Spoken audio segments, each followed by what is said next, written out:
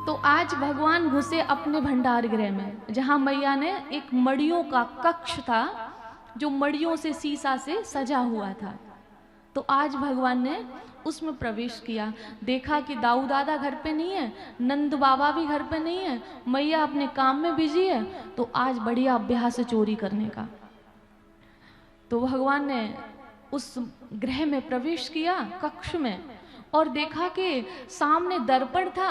और आज भगवान ने पहली बार अपने आप को देखा।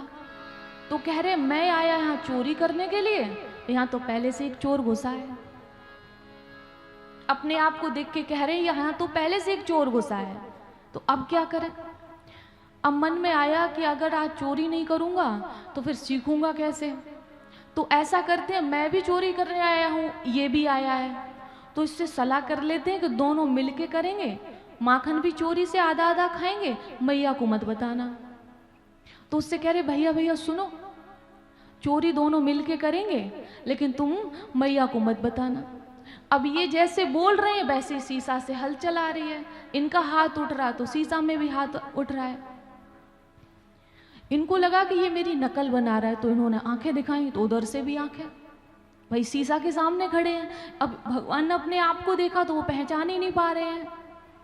इन्होंने जब आंखें दिखाई तो उधर से आंखें, तो इनको गुस्सा आ गया कि मेरे घर में चोरी करने के लिए आया और हमको आंखें दिखा रहा है। तो इन्होंने ऐसे घूसा बनाया, तो शीशे में भी ऐसे ही सामने से आया। अब इनका दिमाग खराब। अब एक मटका था, बोले ठीक है तू मैया से कह दियो, मैं तो आज माखन खाऊंगा, मुझे तो अभ्यास ये करना, तू कहना तो कह देना। और आज माखन का मटका निकाला भगवान ने, और माखन खाना जैसे ही शुरू किया तो ये जो बड़बड़ हो रही थी ना, बातें चल रही थी, सो मैया सुन रही थी। तो मैया सोचे कि दाऊ भी घर में नहीं है, नंद बाबा भी घर में नहीं है, ये लाला किन से बतियावे, किन से बातें कर रहा हो। तो देखा कि बातें वो किससे कर रहे हैं, अपने आप से। सामने माखन का मटका रखे हुए हैं, थोड़ा सा खा भी लिया है। तो मैया गई, तो मैया ने कहा कि लाला जी बता, तू जब कक्ष में क्या कर रहा हो। तो को मैया तू मुझको चोर मत माने, मैं चोरी करने नहीं आया हूँ। देखो चोर की भाषा कि जो चुराएगा वो पहले ही बोलेगा मुझे क्या चोर समझ लिया है तुमने, मैं क्या चोरी करने के लिए आया हूँ। पहले बहुत लंबी चौड़ी दलील देगा कि इसलिए सामने वाला डर जाए, ये तो निर्दोष है, इतना कड़ क्यों रहा है। लेकिन असलियत कुछ और ही थी। तो मैया ने क्या किया कि लाला तू चोरी करने नहीं आया है, तो एक बात बता कि तेरे मुंह पे माखन कैसा लगू और तेरे हाथ पे माखन कैसे लगा।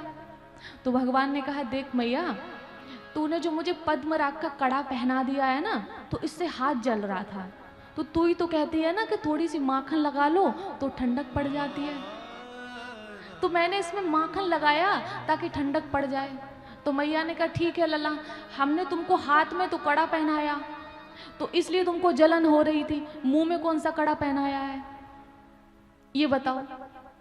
तो कहा देख मैया, जब मैं हाथ में माखन लगा रहा हूँ तो यहाँ पे आके मक्खी बैठ गई, सो मैंने मक्खी को मारा, सो इसलिए माखन लग गया। अब भगवान तो झूठ बोल के बच गए, और वो भगवान के जो 2 4 10 सखा थे वो सब घर पे पकड़े गए और बहुत बुरी तरह पिटे।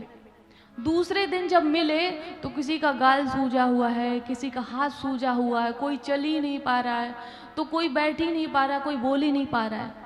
तो भगवान ने कहा कि क्या हाल हुआ भाई, चोरी में सफल हुए कि नहीं। लेकिन आज तो, कल तो तुम थे तन सुखा, आज तो तुम इतने मोटे तंगड़े दिखा रहे, एक ही दिन में इतना माखन खा लिया, इतने मोटे हो गए। तो कहा कि लाला मोटे ना हो गए, मैया ने बहुत मार लगाई है, बहुत मारो मैया ने। अब लाला हम चोरी ना करेंगे, जितनों खाने को मिलेगा बस उतना ही खाएंगे, अब हम चोरी ना करेंगे। तो भगवान ने कहा देखो चोरी का अभ्यास हुआ आज, अब अपने घरों में नहीं करेंगे, गोपियों के घरों में करेंगे। अब लाला कह, वो भगवान की सगा करे ना लाला, गोपियन के घरन में ना करेंगे, अभी तो मैया ने मारा, अब गोपियां मारेंगी। तो भगवान कह रहे एक ही दिन में हिम्मत हार गए।